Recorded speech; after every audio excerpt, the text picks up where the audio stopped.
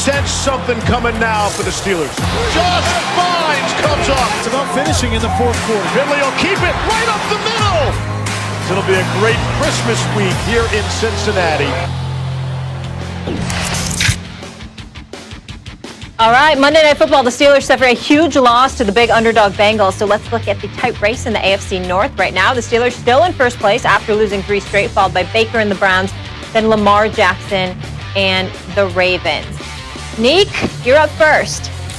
This is a tough one. Which AFC North quarterback do you trust the most right now? It's not tough for me. I think it's Lamar Jackson. He's the player that I trust the most in this division at all times. Has this team on his back. So I understand that you can be critical of many things that he does, but he plays the game differently than a lot of quarterbacks. But he's by far the best quarterback in his division. And I don't think very many people would argue with you on that point.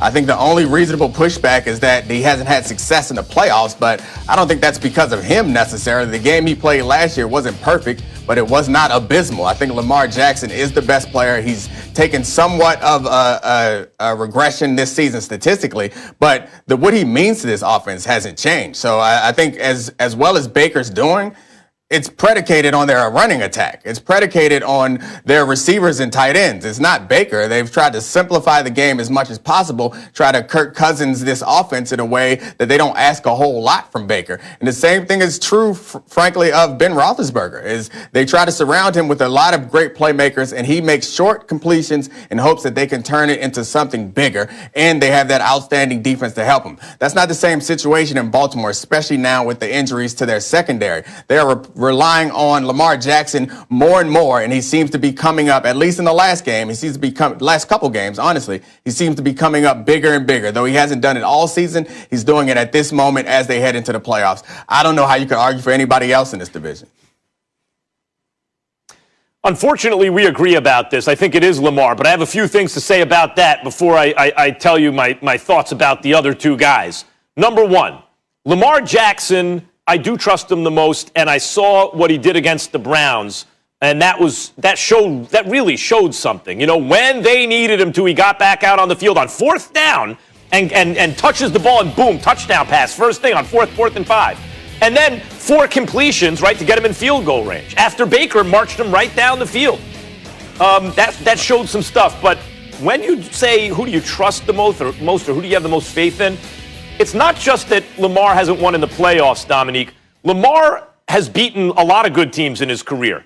It's not that they know how to defend him now and there's nothing he can do. No, he's beaten very good teams, a lot of them already. But that's not really the issue to me.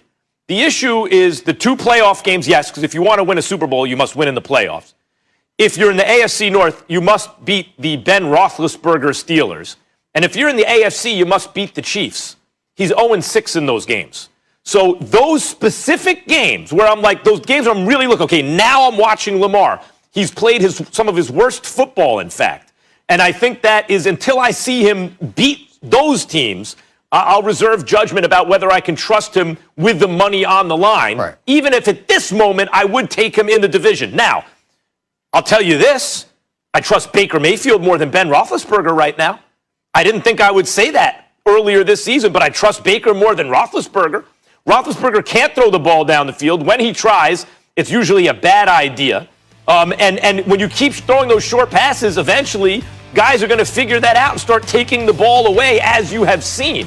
Baker Mayfield, whatever you want to say, they simplified things, whatever. Baker is one of those guys who is highly dependent on his situation and coaching. That's most NFL quarterbacks. Very few Mahomeses and Rodgers and Bradys who are going to be great anywhere. It's just the degree of their accomplishment where coaching and situation matters, but they were going to be great no matter what. Most guys are not independently great. And Baker falls into the most guys category. But he had 4 head coaches in a little over 2 seasons to start his career. Head coaches, and they were all bad. Hugh Jackson, worst head coach in the league. Greg Williams just made a play call so bad, he's out of the NFL, probably for good. Freddie Kitchens was a disaster. The first time he gave him a good head coach, the first time, he's looking really good. So at this moment, I'll take Baker over Roethlisberger. Yeah, I mean, it's tough to argue. Like, I think Baker is doing well, and I picked them to make their playoffs this year. I'm impressed with how Baker is playing. But when you get down into the nitty-gritty of analyzing what's actually happening, like, Baker is making plays, and I think that Baltimore game is one example where he stepped up and he kind of put the team on his back for a short period of time. So I think he deserves credit for that. But let's not act like we haven't seen Ben Roethlisberger do that multiple times. If you look from game to game, who has more pressure and who delivers more often, I think it's Ben Roethlisberger through the course of this season. And I'm not going to boil all this down to recency bias because Ben is playing poorly right now and Baker is on a pretty good run. I think when you watch these games, who is asked to make the plays in big-time situations more often and who comes through more often, I think the answer is definitely Ben Roethlisberger over Baker Mayfield. And I'm glad that we don't have much to argue about the Lamar Jackson situation. I'm glad we agree on that, but it still feels like you're making it seem like it's closer than it should be. And you're pointing out these big games as if I understand he should win in those. You want the team to win in those situations, but it all doesn't fall on Lamar. And they played the Chiefs close a couple years ago. They played the Chiefs close and beating the Steelers without Ben Roethlisberger. It's tough to do when Ben Roethlisberger isn't playing. So when the Ravens were at their strongest, Ben Roethlisberger wasn't there. They definitely would have beaten them last year in that situation. The Ravens team has been decimated by injuries first, and then 4 different strands of the coronavirus goes through their locker room. They're having not the perfect season, but Lamar's putting them on their back. I think the question is pretty simple. The answer is pretty simple. And given that I'm from Baltimore, you look at Lamar Jackson and the Ravens are Drew Hill and he's Cisco. They are nothing without him. You look at Baker Mayfield, it's closer to Jodeci and he's like Mr. Dalvin. He's not KC or JoJo. That offense is built on the backs of that running game and that offensive line. And that's when you take one person out of the situation, there is only one Cisco in that whole division. The rest of them are Dalvin, Devontae, there's somebody else. Woody, Lamar Jazz, Jackson. They are not the man. What are you going to go through You're going through every R&B group? Look, what you're pointing out is Lamar Jackson is differently talented. Lamar Jackson, if we're talking about who's the most talented, Baker Mayfield's okay. Like, he's got some talent, but he's not, oh, my God. And Ben Roethlisberger at this stage in his career also. Lamar Jackson's clearly the best. He's got the most. Now I got to see him do it with the chips on the line. And I pointed out where in games against those three different situations, he's 0-6 and he's almost undefeated the rest of the time. That tells me something. Mm-hmm. I thought the Browns game was a good step in that direction, but I still reserve judgment. All right, the Ravens probably have the easiest schedule, Giants and Bengals left. By the way, when you mention Cisco, you know what Freudian song is stuck in my head.